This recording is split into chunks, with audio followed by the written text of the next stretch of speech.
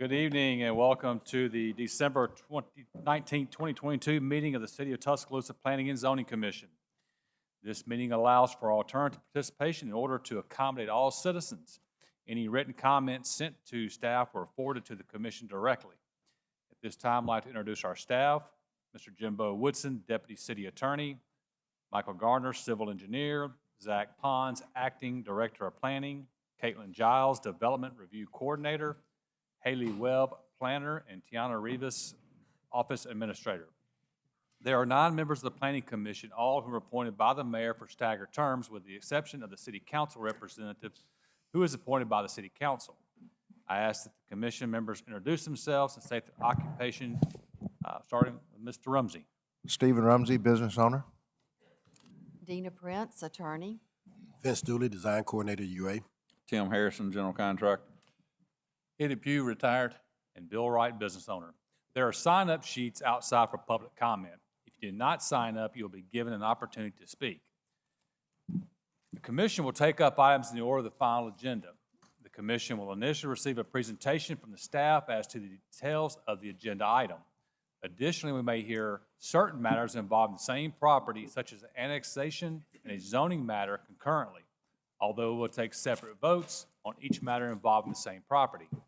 After the staff presentation, we'll then call upon the petitioner to present their case. At the conclusion of the petitioner's remarks, I will then call on any other party in order of sign-up, otherwise who desires to support the petition, and thereafter call in order of those signed up, those who oppose the petition. When it's your turn for comment, staff will introduce you to the commission to provide your remarks. Any written comments have been included into the record. We reserve the right to limit the time of remarks as to those agenda items with lengthy sign-up sheets or where continued from previous meetings. After receiving the remarks of those who oppose the petition, the petitioner will have the opportunity to respond to those objections. If the petitioner presents any new information in response to the objections, we will allow those who oppose the opportunity to respond to the new information only. During the course of this presentation, you may be interrupted by any member of the commission for clarification or additional information. Such interruptions will not reduce your allowed time limit. Once the members are satisfied they have received all relevant information, we'll then call upon closing discussion to the public, at which time the commission members will discuss the matter and then vote. After the vote, you are free to leave. These proceedings are video recorded and broadcast live. All in-person public comments should be made at the podium into the microphone. Comments made by phone or virtually are video recorded through the conferencing application. Please first state your name and address for the record. Jurisdiction. In all matters pertaining to subdivision regulations, approval of subdivisions within the city and its planning jurisdiction, and to amendments, planned unit developments, and located outside the city limits, this commission serves as the final authority. As to matters pertaining to historic buffer zone construction, our decision is subject to appeal to the City Council. As to all remaining agenda matters, including original zonings, rezonings, planned unit developments within the city, and street vacations, this commission serves as a recommending body to the City Council. In that regard, our decisions are in the form of a recommendation to be presented to the City Council, and the City Council will make the final decision on those matters. Subdivision approvals require the affirmative vote of 6 members of the Planning Commission. All matters which are recommendations to the City Council require a majority vote for an affirmative recommendation. At this time, I'd ask, do any members of the Commission have any conflicts of interest as to any agenda matter tonight? If so, please state for the record. Having heard none, I would ask staff to confirm on the record that proper notice has been given to all parties in interest as required by law as to all the matters before the commission tonight. It has. Okay. All right. Any comments from the commission? If not, commission, we will begin with the continuance request.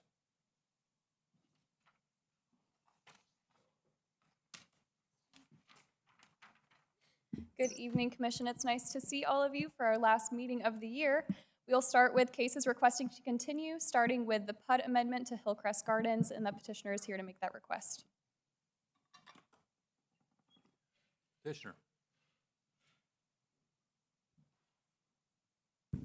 Name is Brian Winter, 7234 Commodore Drive, Tuscaloosa, Alabama.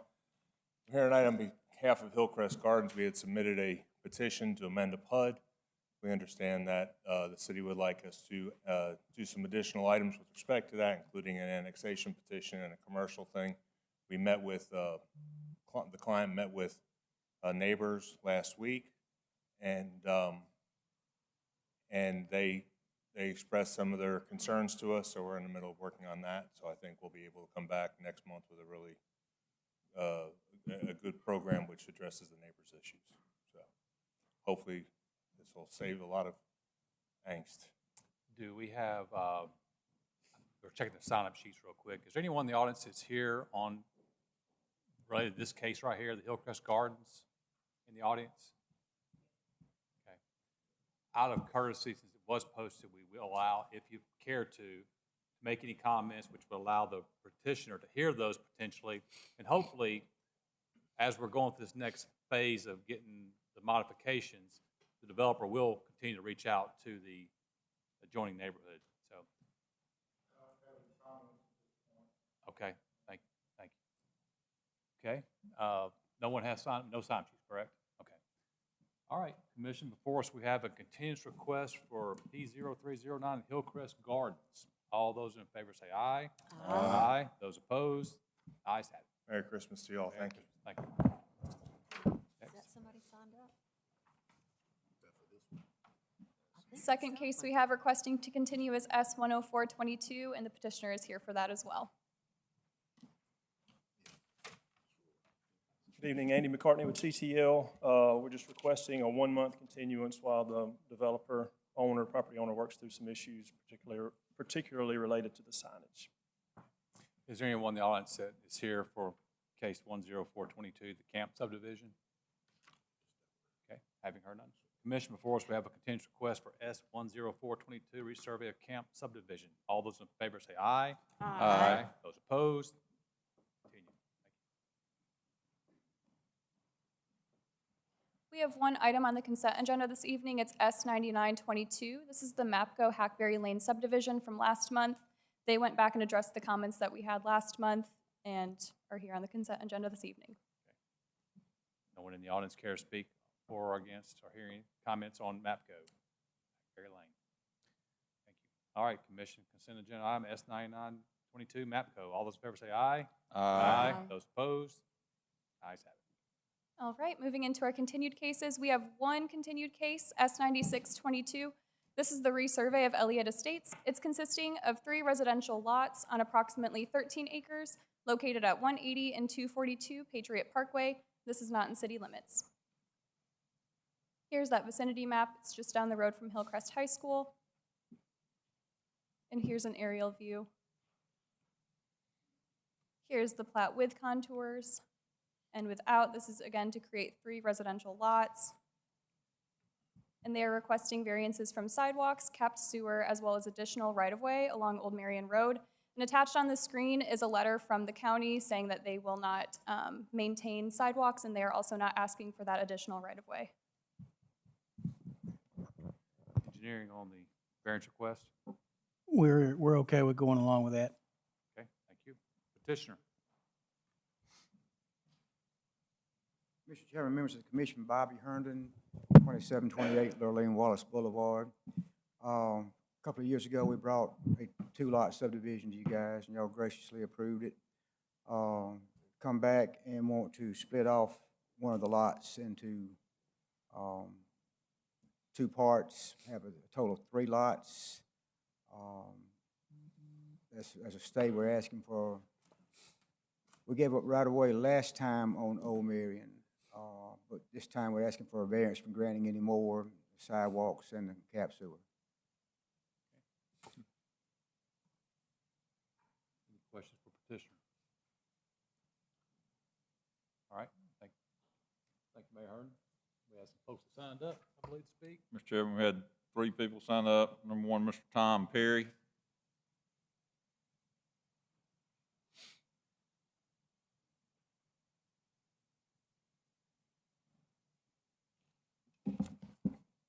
Okay, I'm Tom Perry, 242 Patriot Parkway. A little close to the microphone, sir. I don't know what, okay, I don't know what they're wanting to do. I don't want nothing change on I got 6 acres. I'm happy the way it is. Now, you're talking about 3 acres on something else, and I really don't have any interest in it. It's not my property. Now, what are you talking about on what you're wanting to do? Mr. Perry, Yeah. your house is lot 1? Yes, Is that sir. correct? Okay. Oh, okay. Okay, yeah, we're trying to make sure we understand where you are. Yeah. You want to come up and? Are you on the sign-up sheet, on the list? Okay, Yeah, well, she's let on him it. finish up and you'll come. Are you done, Mr.? No, she's my daughter. She's Okay. involved. Well, let her come up next and then I think Ms. Turner can explain what they're doing and why they're doing it. Okay.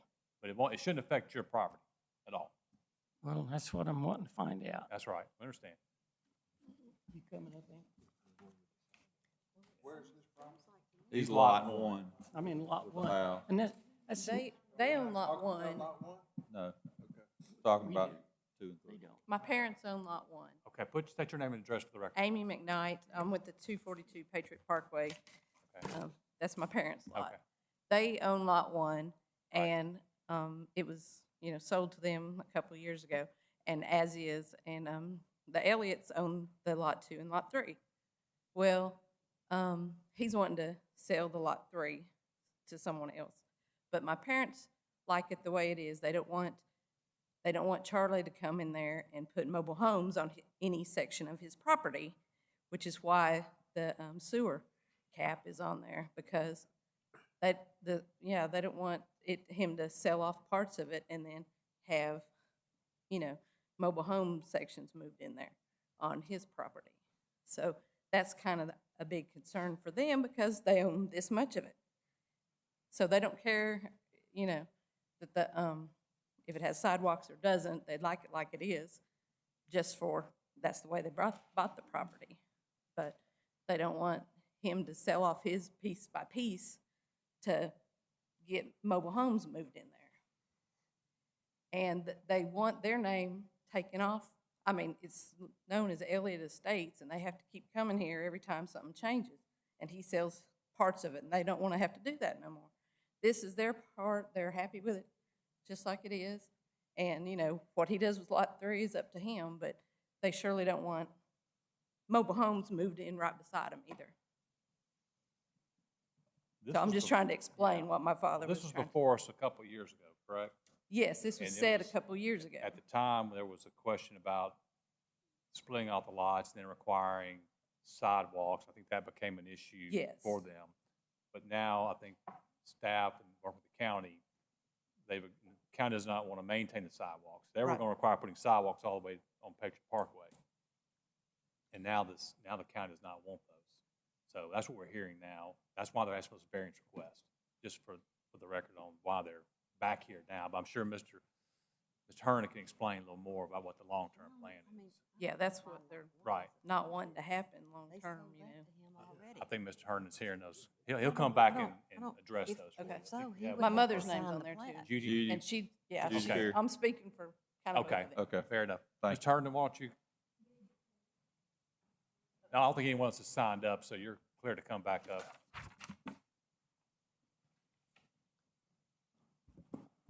I want to apologize.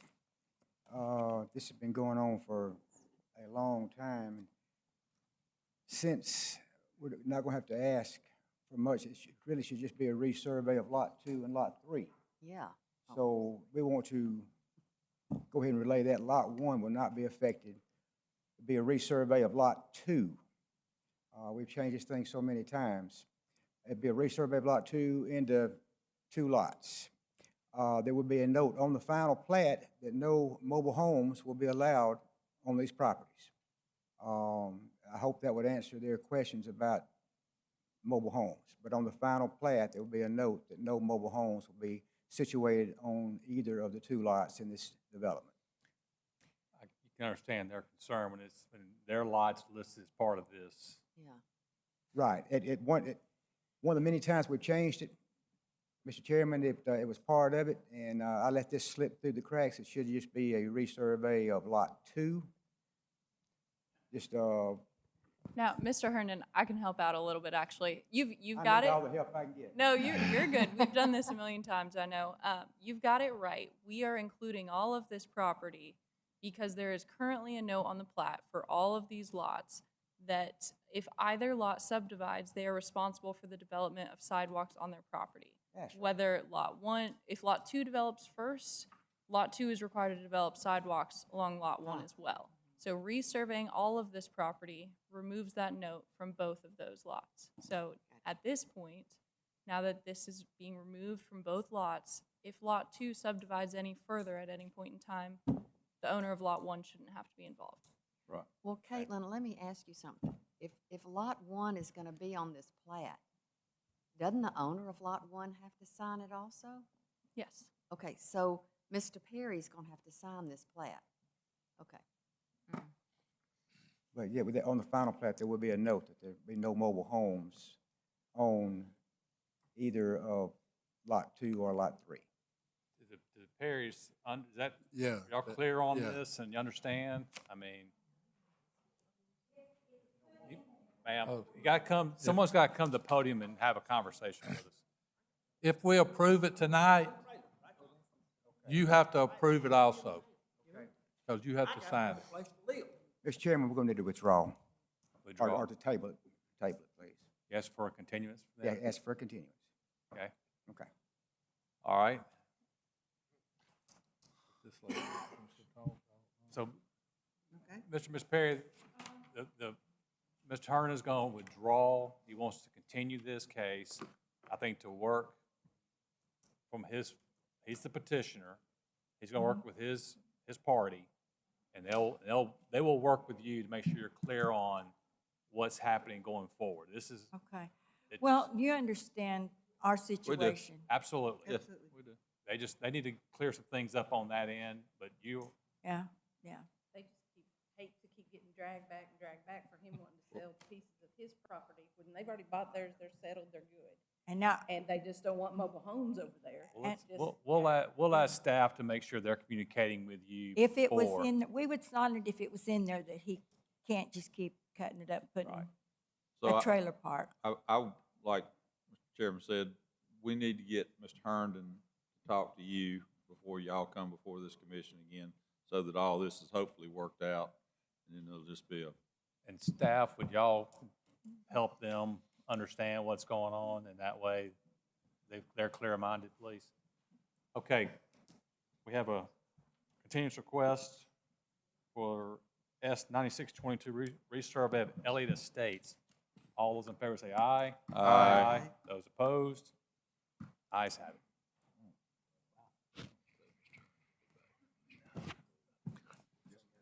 that's an angry one. All right, Commission, we have one companion case this evening. It consists of a rezoning and a subdivision. We'll begin with the rezoning. We have Z3422, Westervelt Investment Realty is petitioning to rezone approximately 9.1 acres located north of Lake Tamaha and south of 2700 Jack Warner Parkway from R1 to BN. This is in Council District 5. Here's that vicinity map. You've got Nucor to the west. You've got the Eastern Bypass to the northeast. Here's an aerial image of that property and another. Property to the north is zoned R3, that is the Boy Scouts building. And then Eastern continues to be zoned commercial. And as you can see here, the current lot itself has a large portion that is currently zoned BN. They're just rezoning that strip of R1. And this is to match the zoning districts of the surrounding property. This does conform to framework. Framework calls this limited commercial. And here's that future land use character map. And here are the permitted uses within BN. Do you have any questions on the rezoning before we move into the subdivision? Next, we have S10522. This is the Lake Tamaha subdivision. We're in the same spot, just zooming out a little bit, and now this will be 123 acres. Again, same location, just a larger area. And here's the aerial. This is a 9-lot subdivision. Here's that plat with contours and without. Going in towards the entrance of the development, this is all zoned BN with that exception of the R1. This is lots 1 through 7. The smallest commercial lot is about 1.5, it's 1.6 acres on there. The largest is 23.2, and they are proposing to build out a public right-of-way that will extend through the length of the development, ending in a cul-de-sac. And here are the larger lots, lots 8 and 9. I believe these are zoned R4. And they're requesting variances from sidewalks along Jack Warner Parkway, as well as the cul-de-sac length. Do you have any questions for staff on this? Engineering? We're okay with the waiver request. Is there an aerial so everybody can orient themselves Sure. on the, So you've got the cottages, which is that development right there on the lake. And then Newcourt is in the upper left-hand corner of your screen. can you pencil in where the entrance to that property is going to be? Yeah, That's right across from the Boy Scout. should fall in right through here. Right. So it'll come in, down, and around. Not through the lake. Don't look at that line. Yeah. Okay, thank you. Petitioner? Evening again, Andy McCartney with TTL. I actually don't have anything to add to that. I think Ms. Webb did a good job of summarizing what we're proposing, so if you guys have any questions, I'll try to answer them. Also, Lance Strickland with Westerveld is here as well. What's going on? What's going on the site? I don't know that Westerveld has any particular plans for the commercial sites. What's kind of helping to drive this thing is the Lot 8. There's a potential residential development proposed on that Lot 8.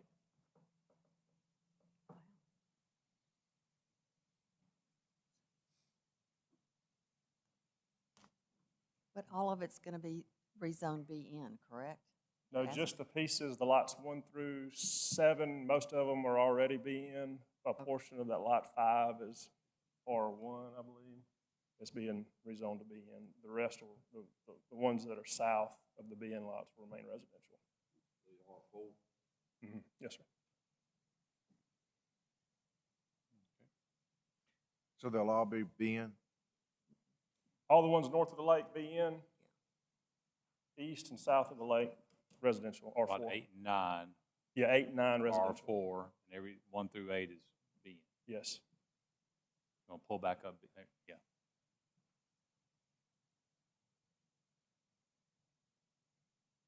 Okay. What are all these? Any more questions for the petitioner? Here.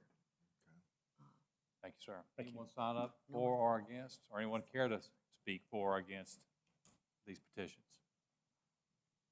Having heard none, any questions from the commission or comments of staff or fellow commissioners? Having heard none, commission before us, we have 2 cases. We have Z 3422, the Westerveld Investment Realty petition to rezone 9 acres from R1 to BN. Do I have a motion and a second? Motion approved. Second.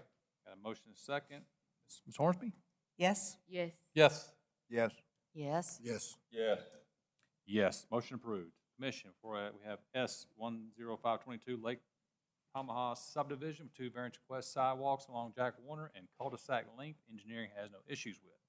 Do I have a motion and a second? Motion approved. Second. Mr. Rumsey? Yes. Yes? Yes. Yes.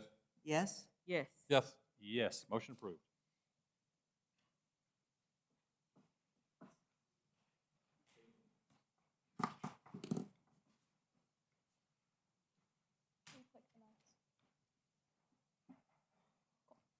All right, moving into our rezonings for the evening, we have 2, and we'll start with Z 3322.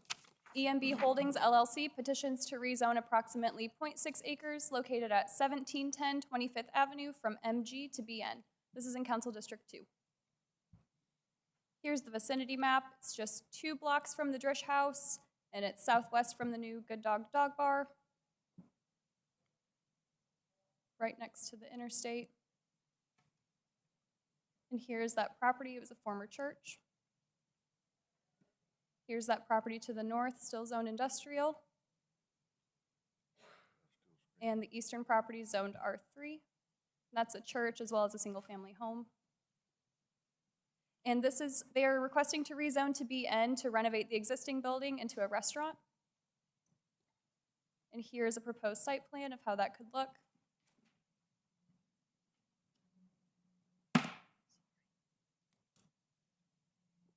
This does conform to framework. Framework identifies this as limited commercial.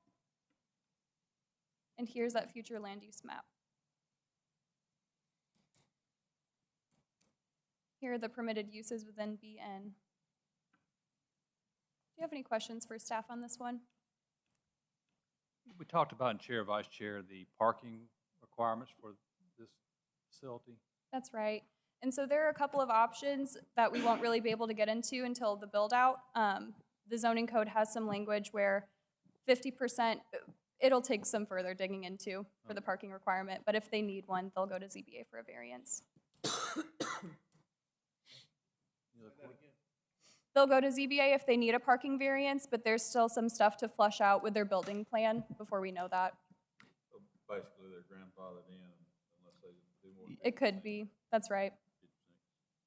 Okay, yeah. If they do more than 50%, that's okay. Any other questions from staff? Thank you. Petitioner.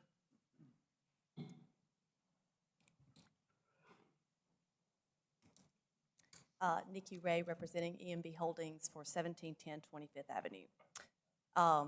Any questions? So we're back again. So as you might remember, we rezoned. This is kind of taking the place of that due to building costs, which I'm sure many of you are aware of. That's kind of been held off for right now. This became available, and it fits kind of our the look, the industrial look that we're trying to go for this particular building. And we realize parking is an issue. I have spoken to, so all of this is industrial, and it's pretty much all businesses, and all of the surrounding places are closed by 5 o'clock, which would be, and we've spoken to the church across the street. There's probably 40 parking places there, and I don't have anything written yet, but he has verbally agreed to let us use their parking lot, and they are only there on Sunday mornings. So, any other questions? Any questions for our petitioner? Thank you. Anyone in the audience care to speak for or against this petition? Having heard none. Commission, before us we have a rezoning request, Z3322 EMB Holdings, petition to rezone 1710 25th Avenue from MG to BN. Do we have a motion and a second? Motion. Second. Ms. Hornsby? Yes. Yes. Yes. Yes? Yes. Yes. Yes. Motion approved.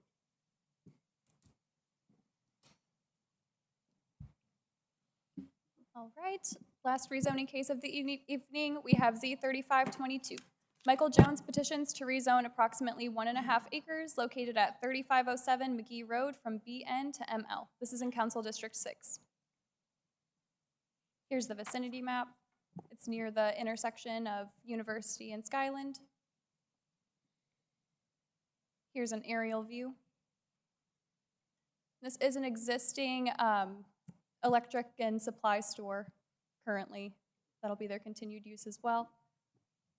They're adjacent to the PJ as well as BN. This is a countertop store. And this is just due to their business needing to change direction. They need some more warehouse space, so they'd like to go to ML. Here's a proposed site plan of how that could look.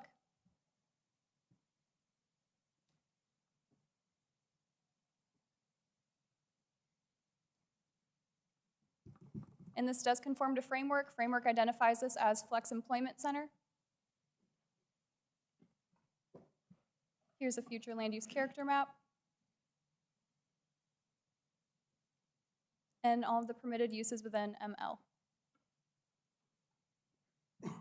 Do you have any questions for staff on this one? Ma'am, thank you. Petitioner.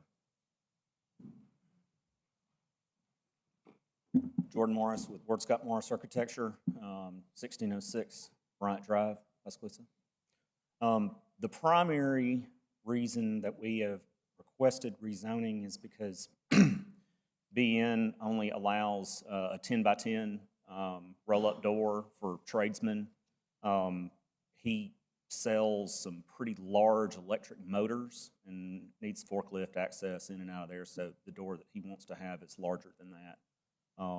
As far as a functionality on this site or anything like that, it's really kind of 6 in one, half a dozen in the other. So the primary reason would be the larger door, and thus why we want to go to ML and the warehousing. And that was really in discussion with staff as to what the best choice would be. Pretty clear. Any questions for petitioner? So you can't have over a 10-foot door in BN? That's correct. It says tradesman, no outside storage, maximum 10 by 10 roll-up door, and one 10 by 10 roll-up door. I wonder how many times that's been broken across the city. Don't look at me. will take care of all these little bitches. Any other questions for petitioner? Thank you. Anyone care to speak for or against this petition request? All right, having heard none. Commission, before us, we have Z 3522, Michael Jones, petition to rezone from BN to ML at 3507 McGee Road. Do I have a motion and a second? Motion. Second. Mr. Rumsey? Yes? Yes. Yes. Yes. Yes. Yes. Yes. Yes. Motion approved.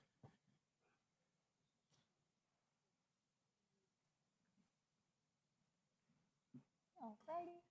Next, we'll move into our preliminary plats. And we'll start with S-10622. This is the resurvey of lots 51 and 52 of the North River Country Club Sector 2. It's consisting of one residential lot on approximately 2.8 acres located at 12285 Country Club Drive. This is not in city limits. Here's that vicinity map just off of Highway 69 north of the existing Tears Farms subdivision. Here's an aerial view. And here's that plat with contours, and without, it's to remove that internal dotted line there. And they are requesting a variance from capped sewer. Engineering? We're okay with that request. Thank you. Petitioner?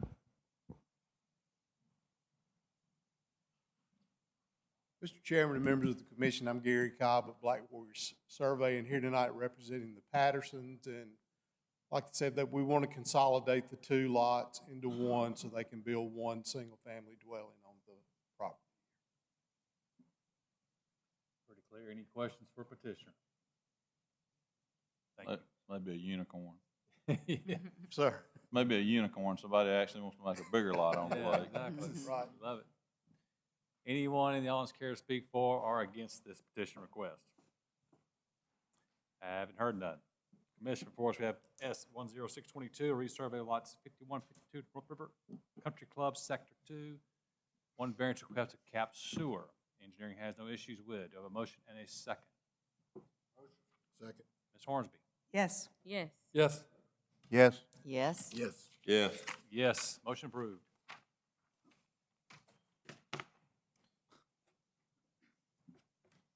Next, we have S-10722. This is the Village at Pinecrest. It's consisting of 92 residential duplex lots and 3 open space lots on approximately 19.5 acres located between the proposed Haven Ridge and Tartan Cove subdivisions and south of 483 through 589 Camille Lane and north of 9650 through 9722 Cheryl Lace Drive. This is not in city limits. Here's that vicinity map. It's just east of Shelton State, right off of Bobby Miller Parkway. And here's that plat with contours and without. Again, this is for 92 duplex lots. Zooming in to the top portion of the development, you see that access off of Bobby Miller Parkway. It's 80 feet. down and around to connect into Tartan Cove.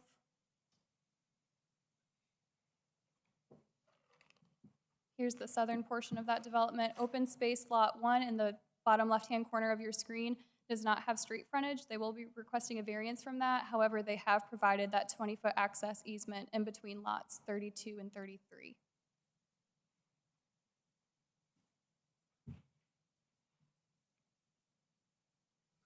Here's an image of what these homes could look like. And another 2 off-street parking spaces are required.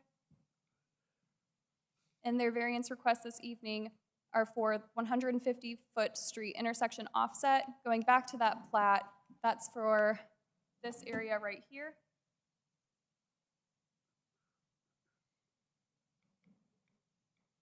They're also requesting valley gutter in lieu of standard curb and gutter. They're requesting a variance from their setbacks, lot width, lot size, as well as street frontage for that open space lot 1 that I just referenced. Anything you'd like me to go back to? Not yet. Engineering, we got quite a few variance requests.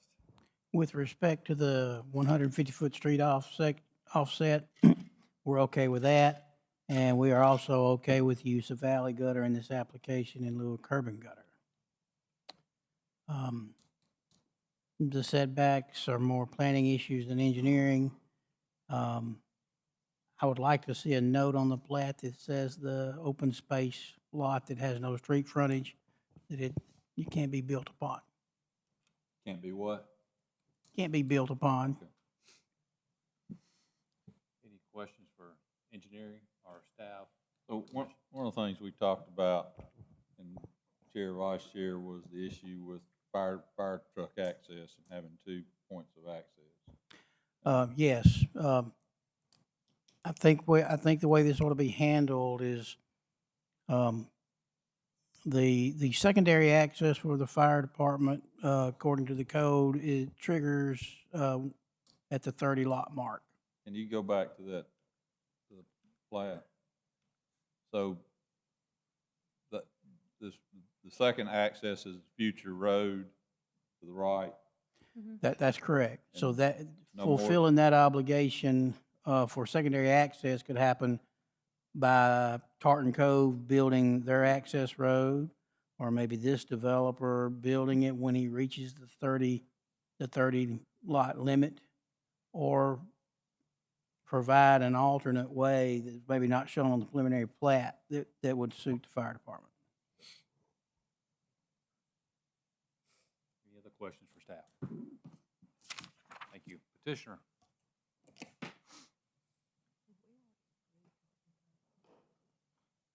Mr. Chairman, members of the board, I'm Michael McGuire. This is the same plat that we brought to y'all previously, and it was approved. The only change that we've really made is adding the boulevard entrance off of Bobby Miller. The property to the east of us, which is Tartan Cove, it's changed hands multiple times. I believe they're still moving forward, but they're having some issues with a few things. So rather than us continue to be delayed and having to wait on them, we wanted to present it with an entrance that we can control. The only change is lots 1 through 20.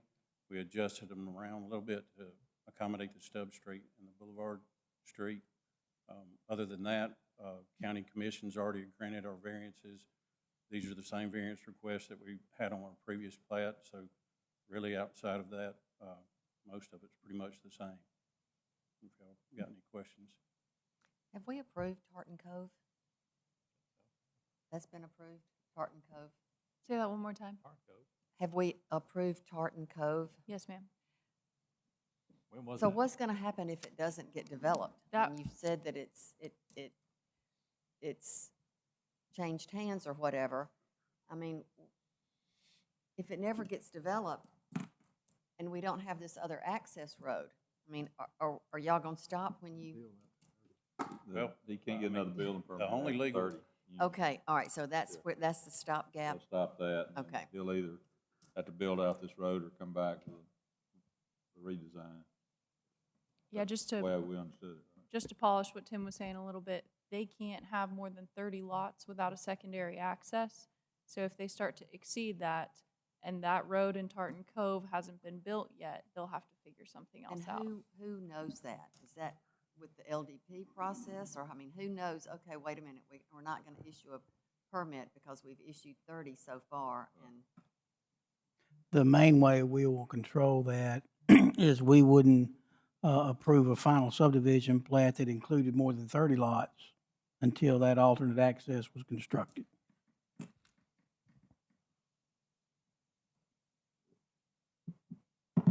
Any other questions for petitioner? Out of curiosity, we're about to get a presentation from the chamber. What's the price points of these houses? Do you have any idea? Bill, I honestly don't know. I mean, it's varied back and forth. I mean, I think they intend, you know, based on those renderings, to build a pretty nice home. But I do not know the price point. I'm sure it's workforce housing, right? Yeah. Sorry, I don't have that. I wish I did. All right. Anyone in the audience care to speak for or against this petition request? Any commissioner have any questions of staff? Having heard none, commission before us, we have S-10722, the Village at Pine Crest, a 92 residential duplex lot subdivision. Do I have a motion? And it's with lots of variance requests. I'm not going to go through them. There they are. Engineering has no issues with. Do I have a motion and a second? Motion to approve. Second. Mr. Rumsey? Yes. yes? Yes. Yes? Yes. Yes. Yes. Motion approved.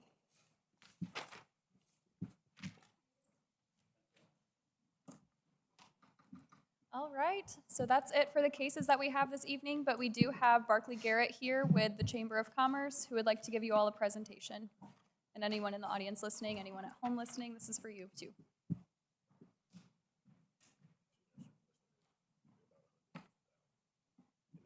Good evening, Commission.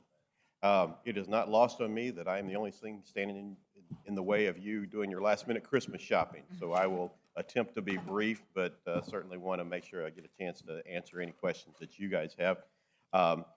Barclay Garrett with the Chamber of Commerce. I have the pleasure of serving in the role of Vice President of Economic Development.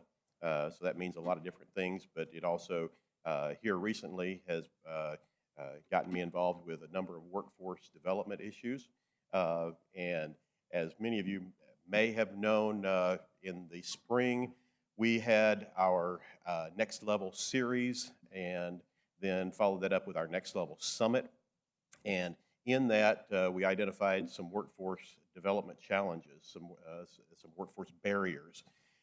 Two of those, childcare and transportation, we're attempting to work with. Those are in different areas, but then the one that impacts you guys would be in workforce housing. And I know that you guys have had a lot of discussion and many petitioners coming to you on a regular basis, talking about affordable housing, talking about workforce housing, and then also what does the Chamber support and what does the Chamber not support. And so just wanted to add some clarity to that. So just got a few slides here that I'll attempt to get through quickly, but certainly leave plenty of time for Q&A at the end. So as I mentioned, affordable housing, workforce housing, missing middle housing. Those are three terms that have kind of been bandied around quite a bit lately, and hopefully be able to define that, put some parameters around what these things are and what they're not, so that hopefully will add some clarity and make your job a little bit easier.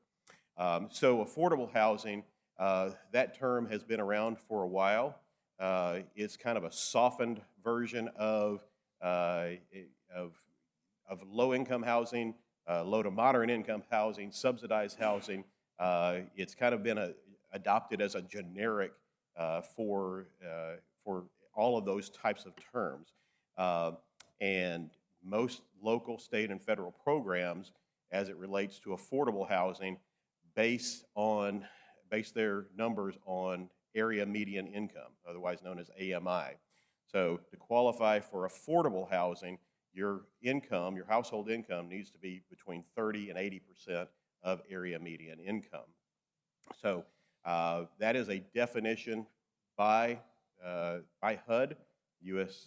Housing and Urban Development.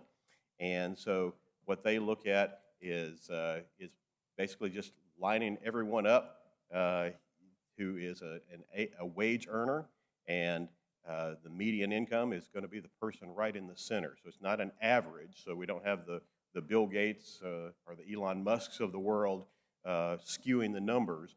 We're looking at the median.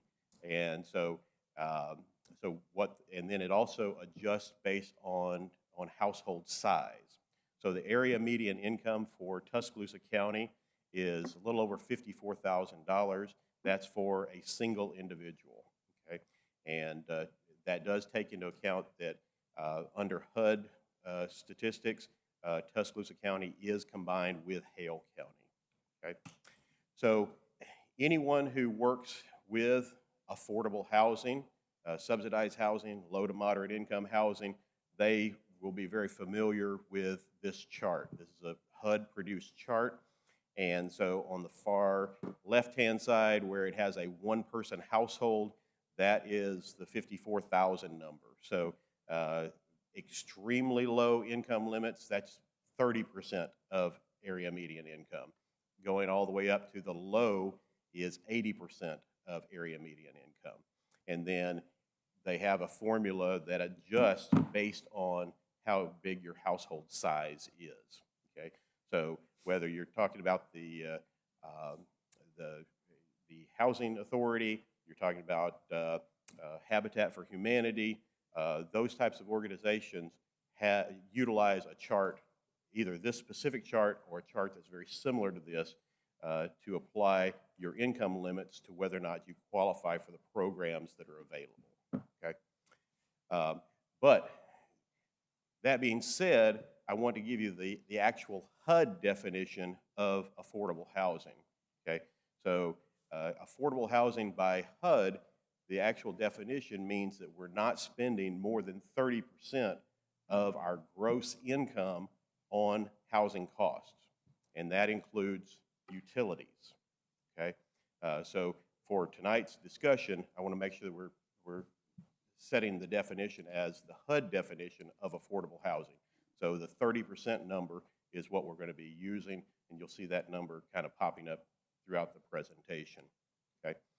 So to qualify for low income, low to moderate income, subsidized housing, assisted living, those types of things, your income needs to be between 30 and 80%, okay? But if you're 81% to 120% of the area median income, that is the accepted definition of what workforce housing is looking to support, okay? And as you can see there, the numbers that are presented, that is the 81% times the 54,000 ends up being 44,000. 54,000 times 120% of area median income ends up at 65,000. And then the math there, basically a $21 an hour job to a $31 an hour job. Okay? So who makes $21 to $31 an hour in our local economy? There's a lot of people that make that type of a wage. These are just some job titles coming directly from the Bureau of Labor Statistics. These are May of 2021 numbers. We don't have the 2022 numbers out just yet, so this is the most recent information. But these are median wages, so some people are making less, some people are making a little bit more, and so you're talking about your teachers, your police officers, your firefighters, your nurses, your welders, your machinists, the plumbers, electricians. These are all professions that we desperately need in our community and that we want in our community. So from that standpoint, these and many others are making between that $21 and $31 an hour range. Okay? Mr. Garrett, on that number, back up Yes, real sir. quick on those. Just out of curiosity, I mean, do you have a measurement of like what the range, like what's a starting hourly rate for a lot, what's the starting and what's kind of the higher end? 'Cause I'm sitting there going like, well, that's average. Well, Median, right. we're more concerned about these beginners and their careers. Right. That's who we want to get Absolutely. workforce housing issue for, right? Absolutely. So I'm looking at a firefighter, you would know this, what's a beginning firefighter? I don't know, I was looking at the plumber more than I was a firefighter because I just had one charge me like $900 for 2 hours, so. Understand, absolutely. These look funny. Not to interrupt, but I do have one stat that I had pulled up because I was actually thinking the same thing. And if you were to start at Tuscaloosa County Schools this year, say you graduated in May, started there this fall, the pay that they've got listed on their website is $40,872. That hourly, what? Roughly $20 an hour. $20 an hour. Just a little shy of $20 an hour. City of Tuscaloosa Police and Fire, I think they start around 53, and they're the same for us. We keep parity with police and fire. But that's a gross number, right? That's just the entry-level starting pay. Gross number. Pre-tax. Yeah. But they also have benefits, right? This is not counting benefits. Right, so. Straight salary. Yeah, so. So the So they 50, get health insurance and some other stuff, right? Like retirement? But all So- of these are gross numbers, right? Yeah. I'm sorry. All of these are based on gross numbers. These are all gross numbers. So what Jimbo was saying is probably closer to 70. Total package, but not You take can home usually wage. add 20 to 25% as your benefits, as a round number. But that's. I mean, can't take it to the bank. And that includes right, their I mean- social security, their, all of that, that's matched. That's added. And not all of these trades necessarily have benefits. That's right. The benefits package can change. Health insurance is real money. Sorry to get off track there, but No, I mean, absolutely. I think it's helpful for the conversation because it's all Retirement match entry is level, one not too, medians so and they- averages and things like that. That's where I'm Correct. Yep. And I will make one point that we have gone through a shift on the manufacturing side, that those numbers, when 2022 gets reported, you will see those numbers increase. Because here, just in the last year, there's been a major shift in the entry-level wages, which precipitated additional wage increases across the board. What do you, as a percentage, what do you think that increase is going to look like? Yes, I know, but On the production side, on the income side, for production workers, you mean? yeah, like this. You're looking at somewhere in the neighborhood of $3 to $5 an hour. So 10 to 15% increase. Fair. Yeah, something like that. Okay. So going back to 81% of 54, again, $44,000 a year gross, that equates to a $3,600 a month gross income. And if we use conventional banking practices, the front-end ratio of 28%, that means that you would be able to afford a mortgage payment a little over $1,000 a month, okay? And then if we back out your estimated escrows, your PMI of about $225 roughly, that means that your payment just for your P&I is going, or what you can afford is going to be about $800 a month. Okay. And then if we apply to the 120% of AMI, that takes the $54,000 up to $65,000, a gross monthly income of $5,400 a month. Again, same 28% front-end ratio. That means that you would qualify for a mortgage payment of about $1,500 a month. Again, backing out the escrows and the PMI, that means that your principal and interest payment is going to apply at about $1,300 a month. You're figuring 20% down payment to get Correct. to avoid the PMI. Correct. Yep. Okay. Yep, and I've got a table that'll show that a little bit better here in just a moment. Okay, so how large of a mortgage payment can I afford if these are my income limits and my mortgage limits? Okay, so a $44,000 a year job, again, we're looking at conventional mortgage, 20% down. We were lulled into a false sense of security here the last few years of people getting between 3 and 4% interest rates. Obviously, now we're a lot closer to the 6 to 7% interest rates.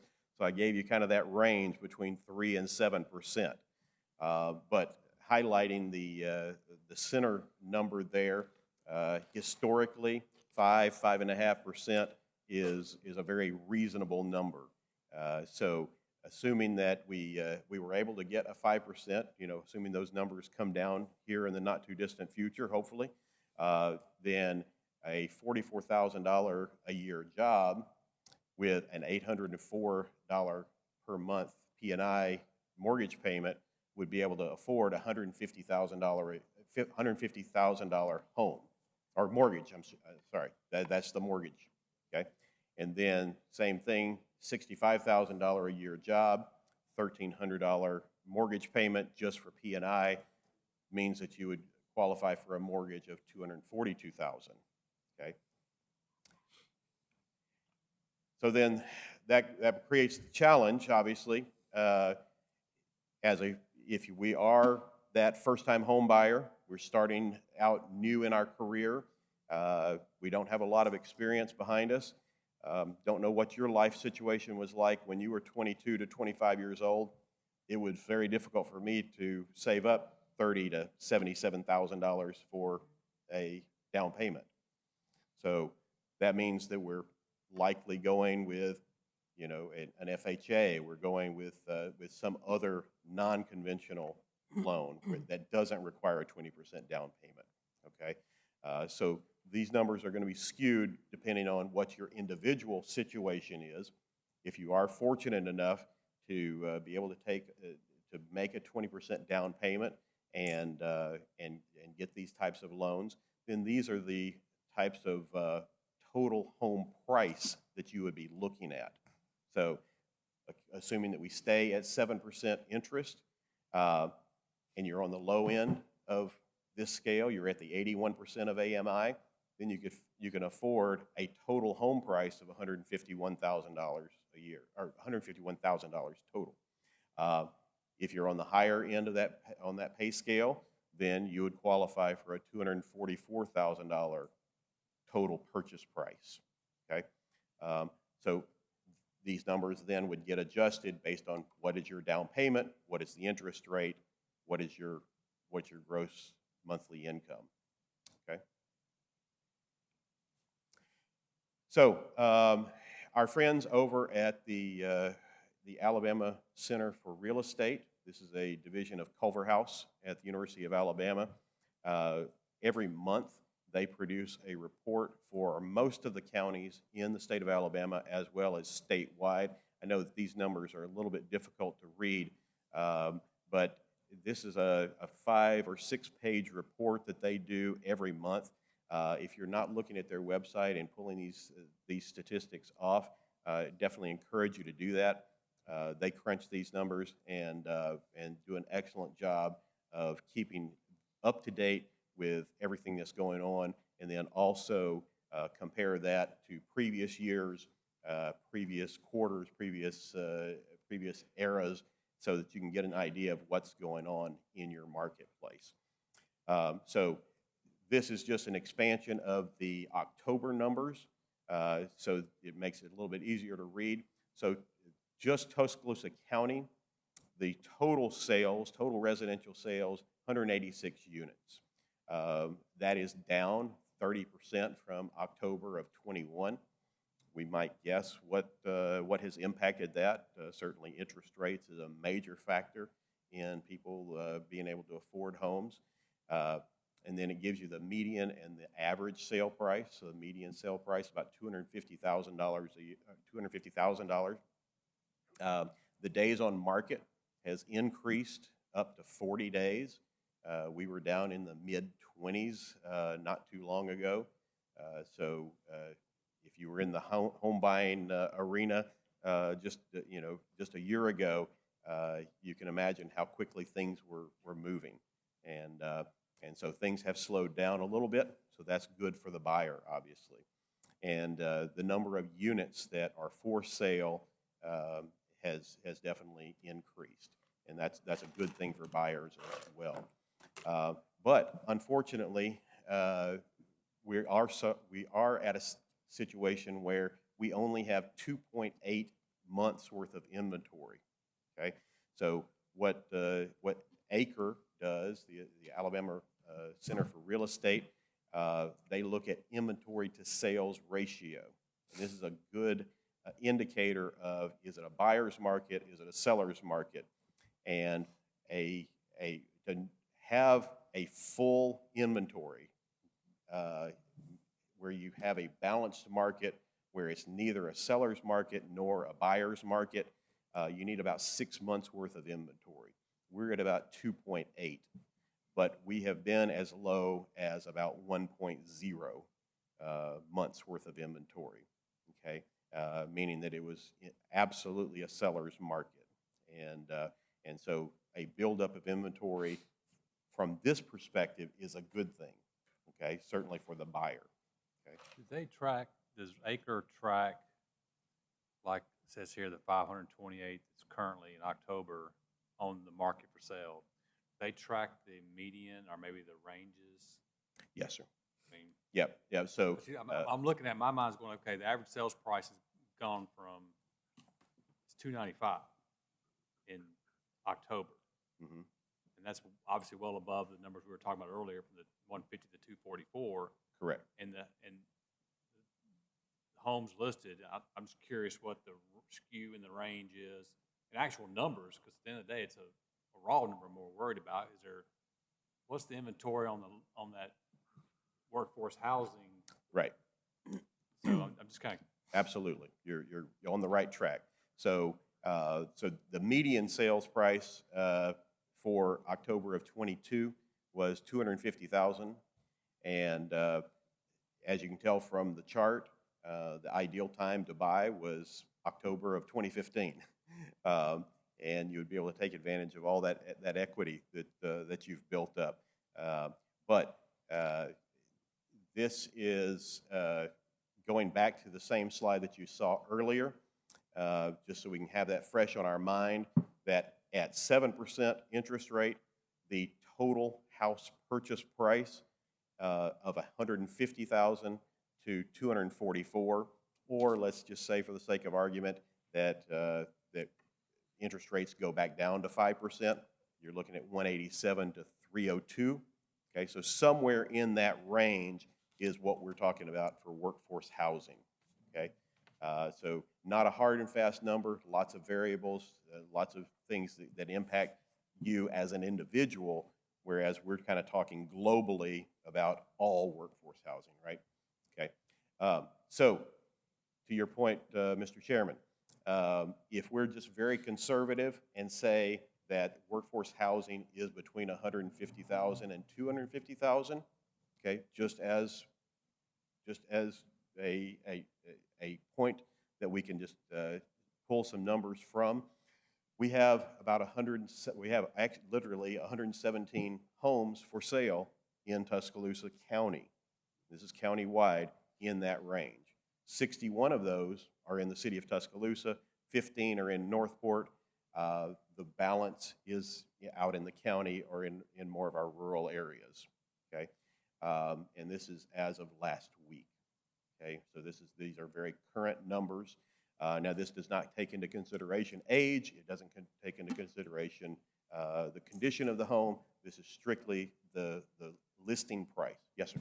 So let me understand, there's 117 entirely in Tuscaloosa County. In all of Tuscaloosa County. And then you subtract the number 61 and 15, so 76.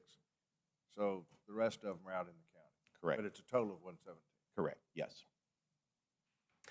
And if we look at something that is not a single-family home, so we're looking at the condos, the townhomes, the multifamily, we have a total of 12 within this price range countywide.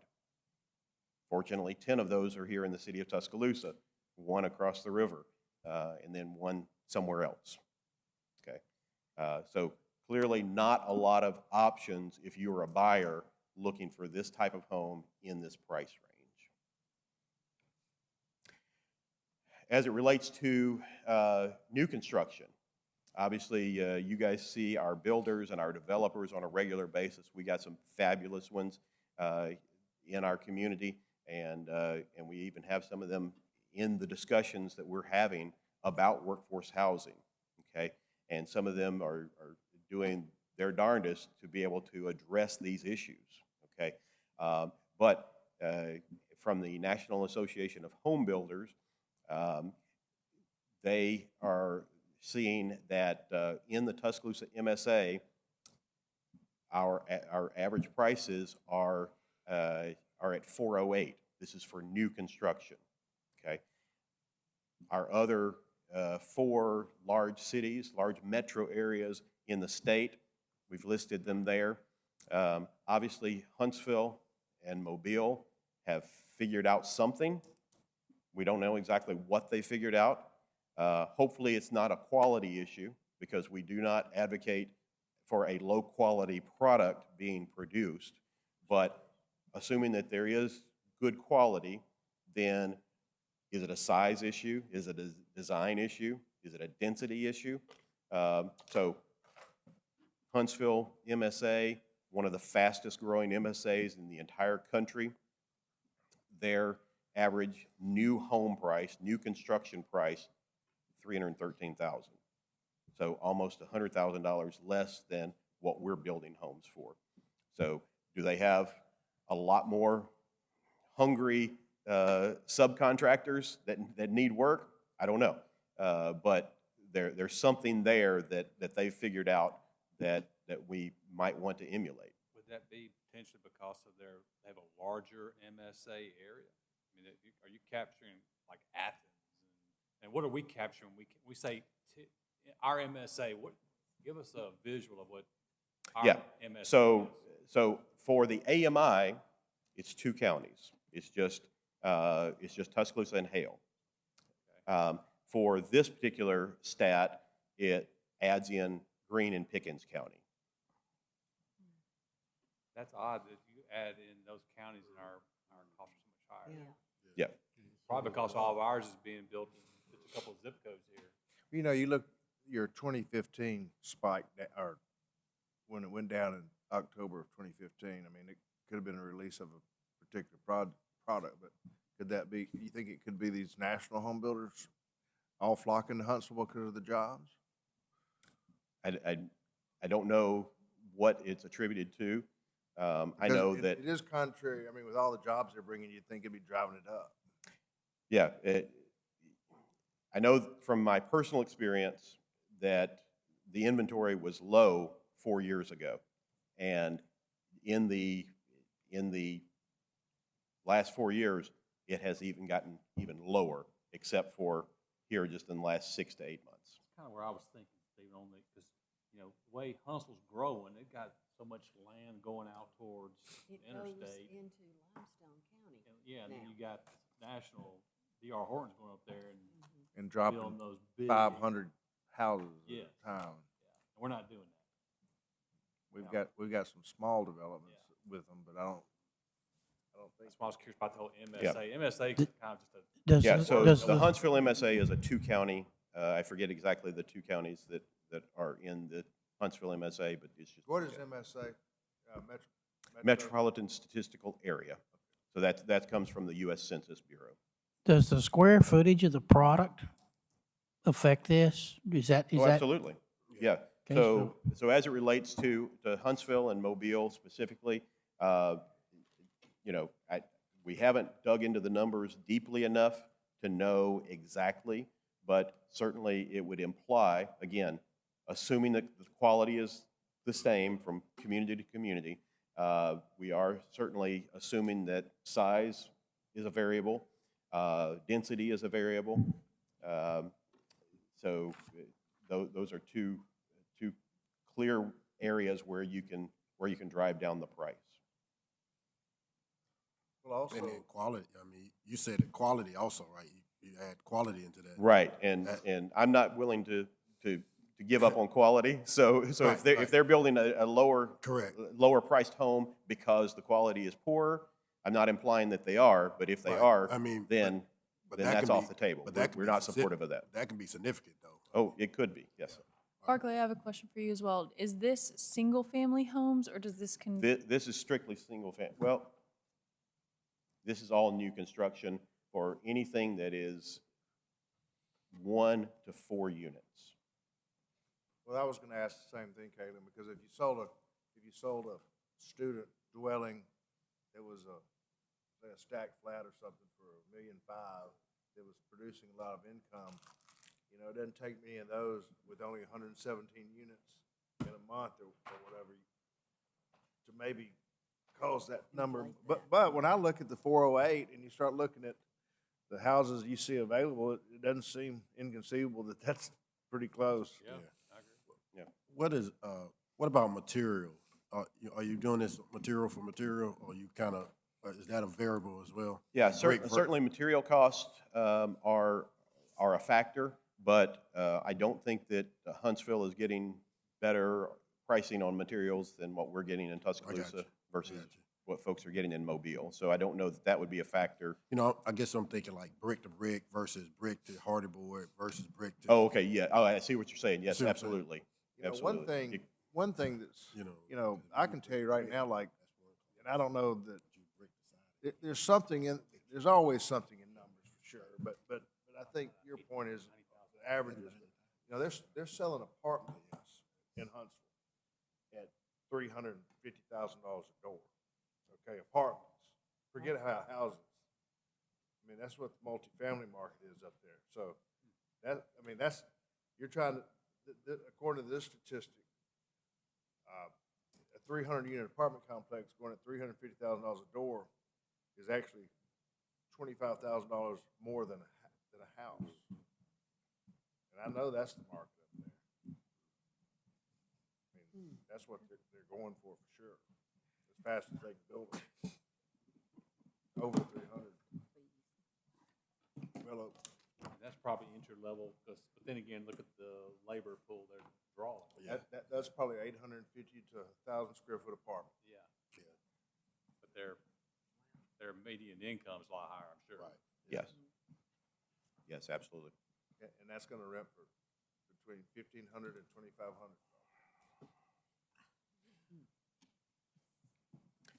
So we kind of touched on this already, but you know, what are the factors that influence home prices? You know, as it relates to new construction, land costs, location, certainly a big factor. The infrastructure, putting in the infrastructure to support that, regulatory costs, obviously the interest rates that a developer is having to pay to build these developments. The size, the design standards, like Mr. Dooley mentioned, the types of materials that they're using, competition. We clearly have a huge need for the construction trades here in our community, and so shout out to all those folks that are working on the construction trades and trying to get more people into the trades. We've got way too many people that are got gray hairs like me that are starting to retire, and they're leaving behind 30 or 40 years of institutional knowledge, and we can't get these young people ramped up quickly enough. So that certainly helps to drive up the price, and just supply and demand on all of the inputs that go into new construction. I mean, you guys deal with this on a regular basis, so you know how difficult that is. From the research that we've been able to do, a typical lot is somewhere in the neighborhood of about $50,000 before you start going vertical. Okay, so just doing all the development that needs to be done, putting in the road, putting in the water, the sewer, putting in all the infrastructure that are needed. So before you even start going vertical, you're already into each individual lot $40,000 or $50,000. That's tough to be able to then build a product that is affordable. Again, our builders, we've got some wonderful builders, we've got some wonderful developers, and many of them are trying to find ways to drive those costs down to build a product that fits into this definition of workforce housing. But in some cases, these are challenges that are insurmountable. Okay. So what types of housing do we need? Yes to all. We need single-family homes, we need multifamily development projects, we need townhomes, we need condos, and that kind of sweet spot in the middle, that's your workforce housing. That, however you want to define it, whatever price points and price parameters that you want to put around it, that's what we need. But just because we need $200,000 single-family homes, we also need $500,000 single-family homes, because we do have people moving into our community, or that want to move into our community, that are not finding the product that they need or that they want in the area that they want it to be in. And so we absolutely need higher priced homes, but we definitely need lower priced homes. My wife and I are recent empty nesters, and so not everybody wants a 2,500 square foot home, 4 bedrooms on a 1/4 acre lot. Okay, sometimes you want to downsize. You don't want to mow. You don't want to have to do all your landscaping. Maybe you want to let somebody else take care of it. You want to move into a condo or a townhome where somebody else is taking care of all that, and all that you take care of is your living space. So we absolutely need all of the products. So we encourage you guys to support whatever good quality developer, good quality builder comes here and wants to bring in a new project. But keep in mind that some portion of those we want to be reasonably priced that helps support workforce housing. How do we make construction prices more affordable? We're starting to research that. I'm not here to advocate for one thing over another. We're not at that point yet, but just some of the things that we've looked at that other communities are doing, certainly legislative actions. The local government has the authority to do those types of things. Framework is a perfect example. You guys have a great team in the planning department. They put in a ton of effort behind the scenes. The consultants have put in a ton of effort behind the scenes. Framework is a wonderful product, and we're excited about getting to the point of you guys and the city council adopting that. So we're team planning department here at the chamber. So good job with what you guys have done. But then also there's other things that other communities have done, making product available. So infill development, where cities and other communities are making land available for developers and builders. So indirect involvement, extension of infrastructure. There's large tracts of land in almost every direction around the city of Tuscaloosa, where the city could expand the water and sewer and then make that land available for future development. And then certainly incentives. Again, we're not here saying that that's what the city of Tuscaloosa needs to do, but there are communities that have given incentives for developers to come in and create product that fits into this workforce housing definition. And as you all know, whatever you incentivize, you're going to get more of. Okay, so that's certainly something to take into consideration. Density. I know that's a 4-letter word in some people's minds, but that is certainly a way to get to bring those construction costs down. Infill development, I mentioned. A number of communities have looked at land trusts or land banks and utilizing that as a tool, as a mechanism to get the end product that we're looking for. Utilizing a third-party nonprofit to get involved in this as a third-party developer. So they're able to develop something that maybe other developers aren't willing or aren't able to do. And then direct involvement by employers.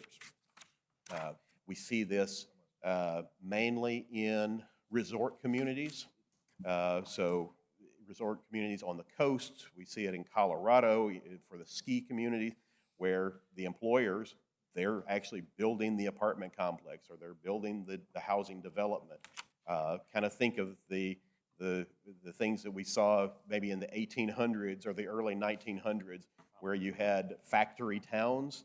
You know, those types of things are working in some communities. I even saw one example of a school system that was having a difficult time recruiting in teachers. So, you know, if you were a first-year teacher with no experience, they would give you a housing allowance, and you could live in their housing community. And it's worked out well to be able to recruit in teachers. Yeah, those are all big ideas. Absolutely. Take a lot of action. Absolutely. The one that we hear the most is the density question. It's not a 4-letter word, it's a 5-letter word. It's NIMBY, not in my backyard. Absolutely. That's all we ever hear, and I get it, and my mind goes, if we constantly fall to that, on that store and go, nope, not my backyard, we'd have no neighborhoods in Tuscaloosa, because every neighborhood doesn't want anybody next to them. And some of the best neighborhoods we have, we're all opposed at some point. Right. So I think, you know, not only do we have an education need of our developers and give them the opportunity to build what we need to have, we also got to educate the citizenry of what has to happen. We need workforce housing, but density is the way you're going to get it because of the land costs and building costs and things of that nature. So yeah, that's what I'm like going. And that's part of what the chamber is hoping to do. You know, this is our first foray into a public discussion. We've had some internal discussions, but you know, what we need to do is have the community understand that we have some challenges.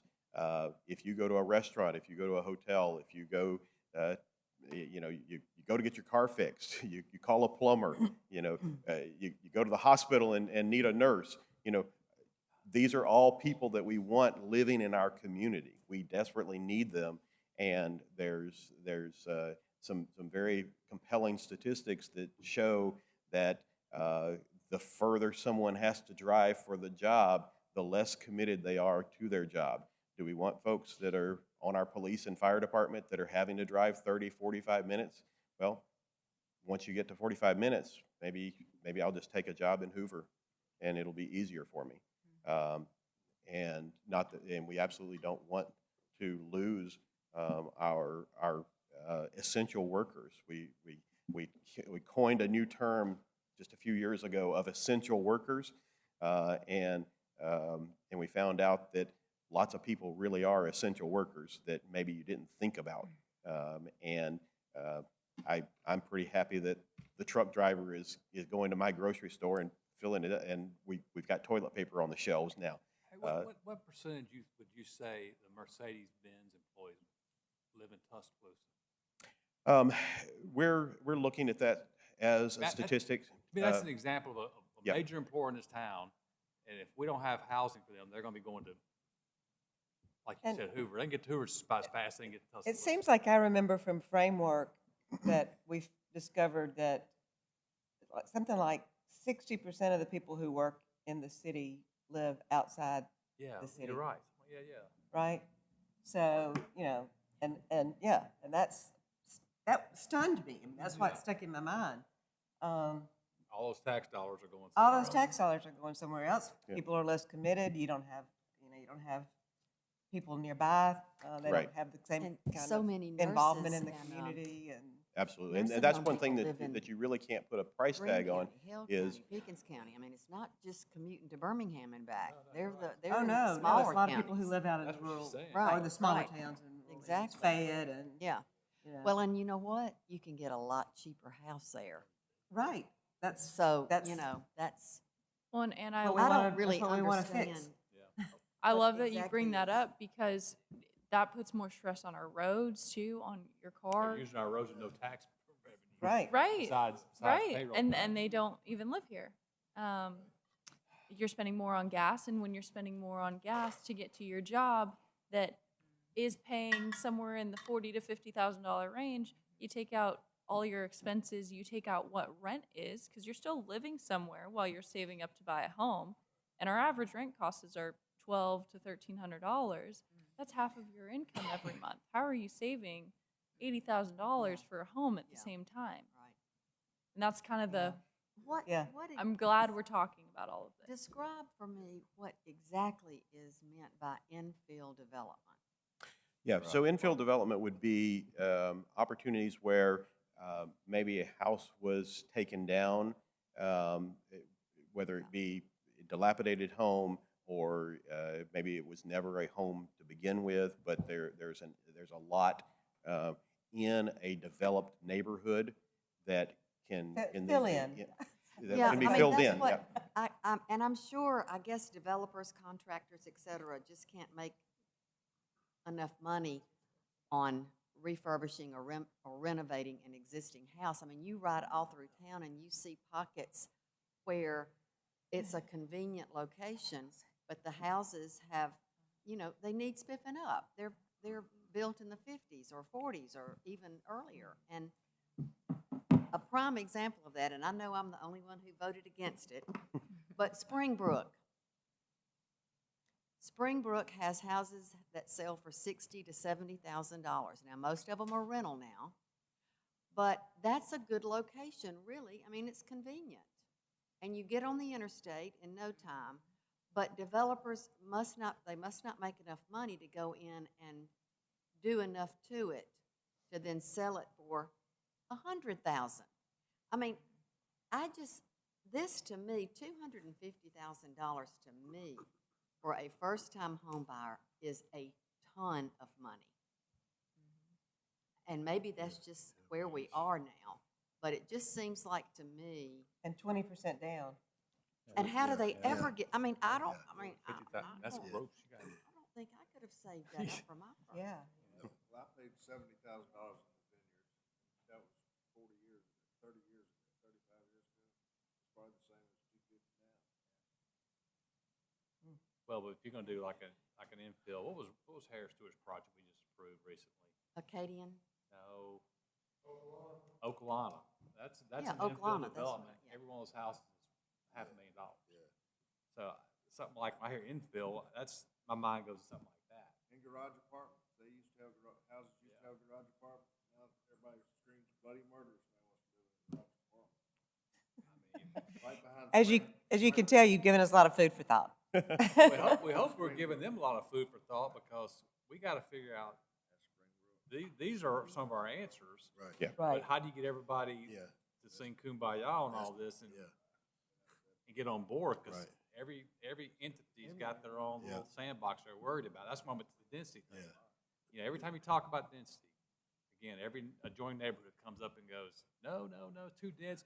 More traffic. Bambi yeah. and Thumper. I mean, it just goes on and on. We hear the same things, but we know that you have to have, the builder's got to have a profit margin, right? So he's going to be buying the land. He's going to try to put as many houses as he can on there. Right. Because he's got to make the numbers work. Right. I mean, that's just reality. Now, people got to realize that's the reality we live in. Like you said, if we want to have those people that are living in our area, supporting and buying and purchasing tax revenues going to our city, that's the price we got to pay. If not, we're going to be eating the cost for all the roads, all the infrastructure we always talk about. So we got to educate the community on this. Right. Absolutely. And we also got to, I'll say this, we also got to, in my backyard too. I mean, you can't just push it all on District 1, 2, and 5. 3's got to suck it up too. Absolutely. Yep. Absolutely. Yep. I mean, Absolutely. so. Absolutely. Yeah. Yeah. Absolutely. Yep. So as it relates to infill development, a perfect example is what Habitat for Humanity is doing. And those were municipally owned lots that they were able to get into the hands of Habitat. And so now they're building some 36 homes over the next 3 years or so. And, they build a wonderful product. And they're a great partner of ours, and so we are excited to see what they're bringing online. But we need the 36 homes times 10. But isn't that part of the problem also? I'm sorry? Isn't that part of the problem also, supply and demand? 117 homes in Tuscaloosa, you can charge kind of what you want to for them? I mean, Absolutely. if I build a $200,000 house, I could charge $250 or whatever I wanted to because it's the only game in town. So supply Absolutely. and demand, our developers have to. Yeah, that's where we're at 2.8 months worth of inventory right now. From a buyer perspective, what we need is 6 months worth of inventory. But, as a homeowner, obviously, I'm in the same boat. I want my home value to stay where it is. I want it to increase. I don't want the additional competition, but we need it. We need the competition. We need more inventory, and we need it at all price points. But that goes back to density again, right? I mean, having more homes to choose from, to buy from in this case. Well, and I think density, where we put density is an important topic too. Yeah. We have that is areas correct. of town that are already dense and they work that is way. correct. We've got great grids in downtown, stop signs, stoplights, you travel well. Where are we putting areas of density? Why does the county have more available homes than the city and Northport do combined? I think that's a consideration to think about. I mean, Where are we putting density? Where we put density, where we allow density, well, increase density. I think that goes back to what Bill said, that it has to be looked at broader. It can't just be in one side of town. If you have the density that works over here, it needs to work over here. You can't just, Well, it takes a sewer line to have density, unless we think of some other spray systems. In other words, get some other, start allowing spray systems and other type sewer systems. I don't think we really have but a couple in the county, do we? Not many people might build their own sewer systems anymore. yeah. I mean, but to get density, I mean, you really have to have a sewer, and that's why it's all in the city. I mean, Well, we've But- also talked about more mixed neighborhoods, right? Right. Like, the houses don't all have to be the same size and the same. oh, everybody got in a room and agreed on that, and as soon as we try to do it, everybody says, no, no, no, no. There That should goes be, back there's to no, property. I mean, old neighborhoods have, a range of sizes and shapes, and it works just fine. That goes, and that so goes you back can to have a- property value. The new couple can move in with their kids next to the old folks or the big family or whatever. There's no reason not to do that, and it Right. makes for a richer Yeah, community. and I had a very eye-opening experience when we were doing the Next Level Summit to get good participation and get people away from their jobs for a little while. We went off-site. We went to Ross Bridge. So if you're familiar with the Ross Bridge community, beautiful community, everyone would want that type of a community in their area. But as I understand it, we cannot build a Ross Bridge in our community under the current zoning. So hopefully framework will help to address that. But because of the density that Ross Bridge has, it's just not a product that we can bring to the community. So that was very eye-opening. So I'll just mention, I've just got a couple of more slides here. The housing, the Home Builders Association had a missing middle housing symposium back in April, and they brought in a number of speakers. One of them was Jason King. So he brought this slide. I thought that was kind of interesting. That also kind of talks about many of the things that other communities are doing. Again, we're not advocating for any specific thing for the city of Tuscaloosa to do. We're just kind of introducing the conversation, and certainly are willing to be part of that conversation and to help research ways that we can get to the end result that we're hoping to get to. And then as it relates to missing middle, I'm sure you've probably seen this graphic before at some point in time.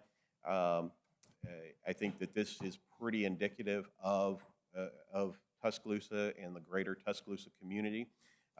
We do a great job with detached single-family homes, and then we've certainly had a lot of development on the large multifamily apartment complexes.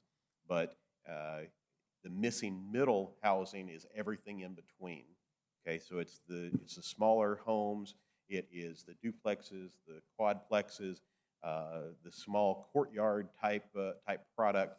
It's the townhome. It's the multiplexes. It's the live work where you have a retail on the bottom and residential on the second and third floor. So it's kind of anything and everything in between. Okay, again, these are kind of just some terms that we need to understand as we're having these discussions. Unfortunately, 3 of these terms kind of get misused and confused. So affordable housing, workforce housing, and missing middle housing often are synonymous in people's language and in their dialogue, and they're 3 distinct things. Okay, so again, affordable housing, what we're talking about is just that housing that is affordable for any individual, no matter what income that they are, whether you're an entry-level person or you're a multimillionaire. 30% is what you should be spending on your home, and that's including your utilities. And then workforce housing, it's that 81% to 120% AMI, so area median income. And then obviously new numbers come out each year, so we may see that area median income increase, and that's going to increase what the workforce housing definition looks like. It may decrease, and that may decrease what the definition looks like.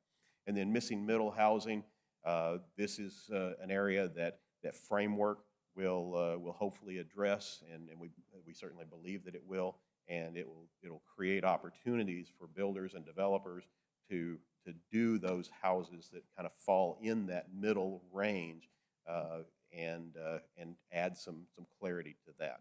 So with that, certainly open to any questions that you might have. Certainly appreciate the opportunity to get in front of you and start this dialogue. Again, we're not at the point where we're advocating for any specific measure for the city to do, but one of the things that the chamber definitely does well is we have convening power. We have great relationships with the business community, with local government, with local community leaders, and certainly want to have those discussions of finding out what is the right solution for our community. It may look exactly like another community. It may look completely different, but it is important that we have those discussions so that we can move this topic forward. So with that, thank you very much. Thank you. I don't have any questions, but the reason we had the first conversation about doing this was we were starting to see a pattern of every developer for workforce housing, and we're going like, well, who defines that? What's that defined as? Yep. And then is it truly workforce housing, or that's just the buzzword to try to get something approved? Yeah. Right. And that's what we didn't want to happen, because then you start. That's not a good for anybody. Right. Absolutely. So that was our concern collectively. It's like, we got to get everybody on the same page of what it is. Yeah. Now, how we get there, I don't know. That's above my pay grade. But I think it's important that the developing community, they be clear-eyed on what it is. So when they come before us, they're not just trying to get one by. Every time we turn something down, isn't because we're against workforce housing. Yeah. Sometimes Right. the design's flawed. Yeah. We just want to make sure it truly is what it is, and that it is is for the entry-level worker that we need to attract Yeah. to this community. And this is helpful in that regard, because at least we can Great. when we're talking, we have the same vocabulary, and we can. Great. Thank Can you you very much. send your PowerPoint to Caitlin and? Yes, let we've her got send it hard out? copies of the PowerPoint that we'll give everyone, and then can certainly email you as well if you want to share it with your friends. Yep. Yep. And if there's something that we missed, absolutely let me know, because we want to be a resource for you and others as we continue this discussion. This was very helpful for me. Great. Very helpful. Thank you. Well, with that being said, well, any comments?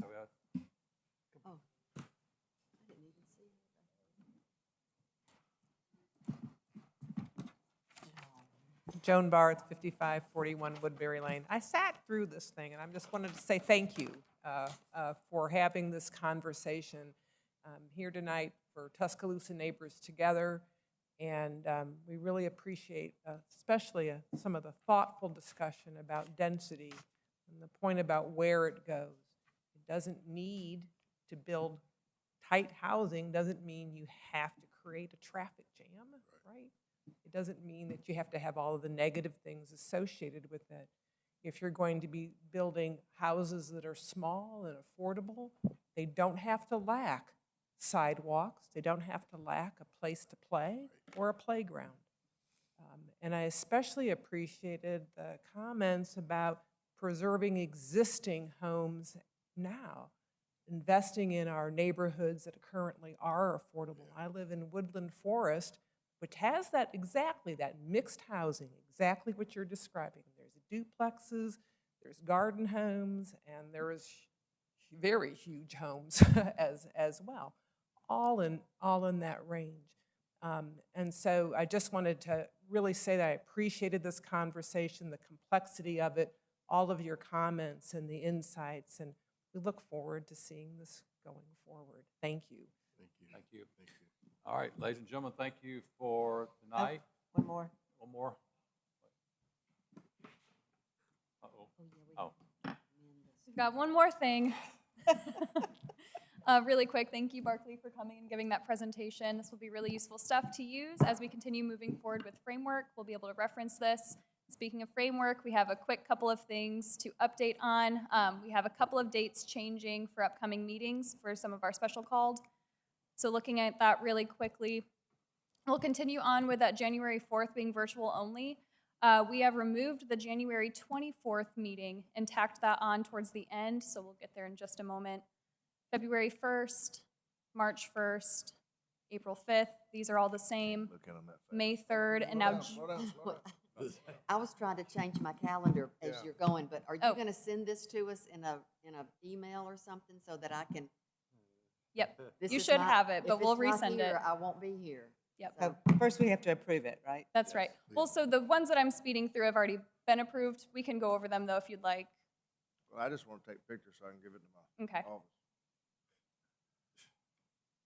All right, here's April, May, and then June 7th is a new meeting. That will be going over land use regulations part 2, and that's just taking away that January meeting. And then we have also put on the calendar a July 10th meeting to go over subdivision regulations part 2. So instead of being done in May with the land updates and text updates, we'll be ending in July. You promise? Can you go back? I can't promise it. Can you go back to January and start back? And it was like the second, third. All right. Yeah, which one are we not? There you go. We're going to have the 4th. But those are the two updates. January 25th is no longer. 25th is out. Okay. Okay, next. Okay. All right. We need to adopt this. I believe so. I think we're ready. Commission, all those in favor of approving this, say aye. Aye. Aye. Those opposed? Not that you have a choice. Great. Is that it? And that's it. Thank you guys for a great year. Meetings, thank you so much. Merry Christmas, happy holidays. Meeting adjourned. Support.